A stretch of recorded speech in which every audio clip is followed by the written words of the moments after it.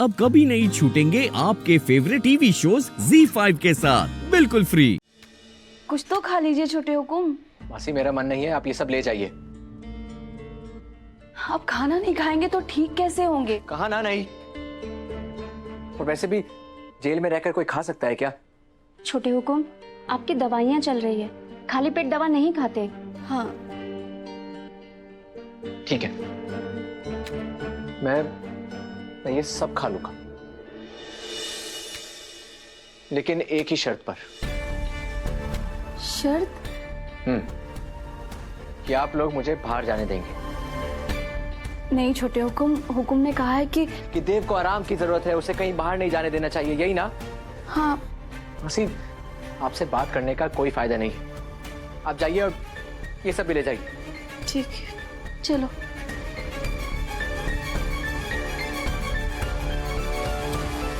अरे इतनी जल्दी कपड़े क्यों बदल लिए? वो बाबू साहब, हमारे को कोठी जानो है। देवी हुकुम ने हमारे को देव सर की जिम्मेदारी दी है ना। बेटा, अब थारी ब्याह की तारीख नजदीक आ रही है, इसलिए बाहर आना जाना एकदम बंद। जी बाबू साहब, मैं कोठी से बाहर कहीं नहीं जाऊंगी, आप परेशान मत होइए। अच्छा, यूं ना, नजर का नींबू है, पंडित जी ने दिया है और कहा है कि इसे हमेशा अपने पास ही रखना है। हाँ? और अब यहाँ से कोठी और कोठी से वापस यहाँ, इतना ही बाहर आना जाना है, समझ गई? जी बाबू साहब, समझ गई, आप बिल्कुल परेशान मत होइए। अरे ब्याह की बहुत सारी तैयारी करनी है, अभी मिठाई वालों को बोलना है, सब्जी वाले को भी बात करनी है। बाबू साहब ही ना, अब ये नींबू हाथ में लेके मैं घर के काम कैसे करूंगी? और मारे को कौन सा कोठी के बाहर ही जाना है। वसु,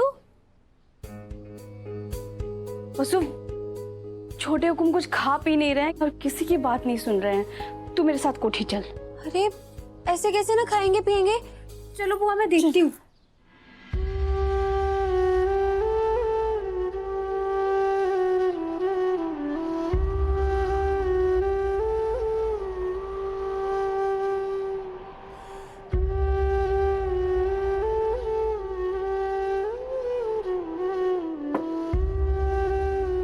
देव sir,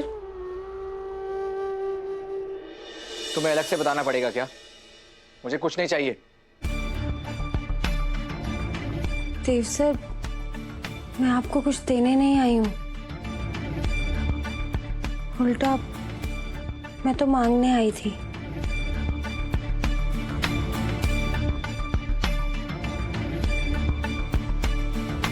I am so sorry वसु, इस पैर की वजह से मैं आज पूजा में भी नहीं आ पाया, पर आज से तुम्हारी शादी की रस्में शुरू हो रही हैं। तुम जो चाहो मांग सकती हो। बताओ क्या चाहिए?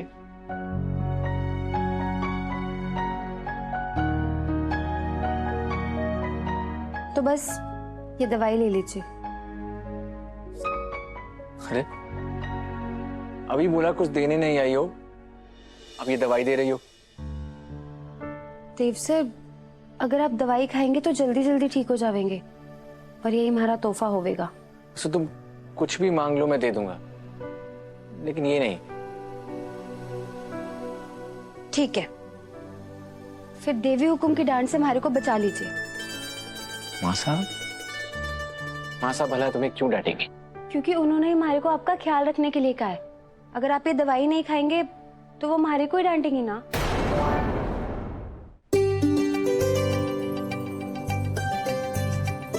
तुम जानती हो मैं तुम्हें ना नहीं कह सकता।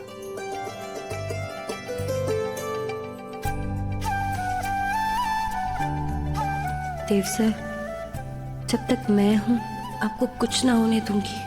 दिन हो या रात, आंधी आए या तूफान, हर परिस्थिति में मैं आपका पूरा ध्यान रखूंगी।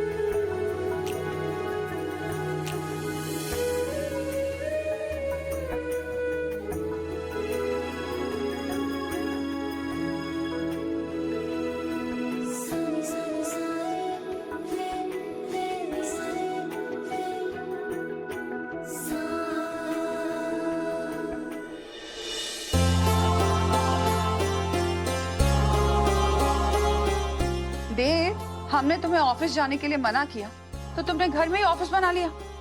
डॉक्टर ने तुम्हें आराम करने के लिए कहा है। प्रसाद। थैंक यू मासा।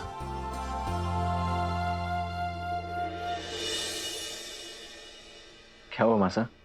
गुरुजी ने कहा है कि तुम्हारे आसपास एक सुरक्षा कवच है जिसके होते तुम्हें कोई भी मुसीबत छू भी नहीं सकती। बिल्कुल सही कहा गुरुजी।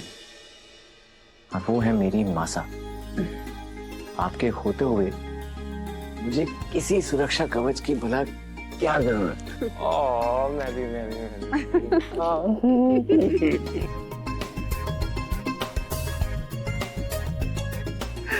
चलो चलो उठो और आराम करो। अभी पकड़ो।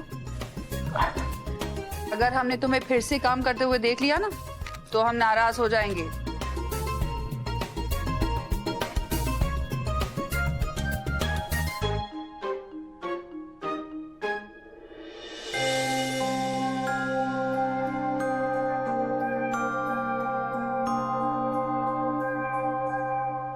खम्मा घड़ी भाभी सा, कैसी हैं आप?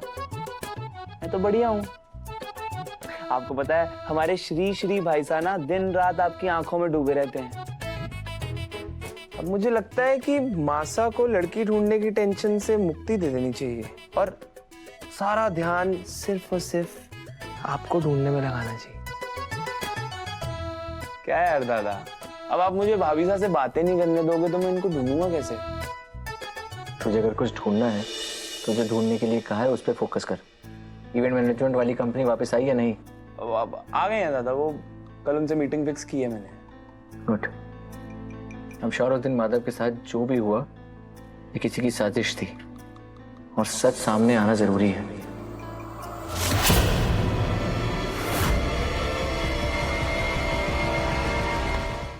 ZEE5 ऐप डाउनलोड करें और देखें सारे एपिसोड्स बिल्कुल फ्री।